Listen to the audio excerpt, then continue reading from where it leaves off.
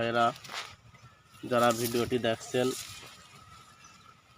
Leap year ঘাসের অনেক video আপনারা দেখে থাকেন। আজকে আমি একটা ব্যতিক্রমী বা অন্যরকম একটা ভিডিও করছি, যে অনেকে অনেক রকম পরামর্শ দেয় যে এই যে গোশ মোটা করার পদ্ধতি কি। গোশ মোটা করার পদ্ধতি হচ্ছে, আপনি ঘাস কাটার পরে সুন্দর করে নিড়ানি দিয়ে কুপানি দিয়ে এই যে দুই সাইডের মাটি কোলে, ঝাড়ের কোলে দিতে হবে।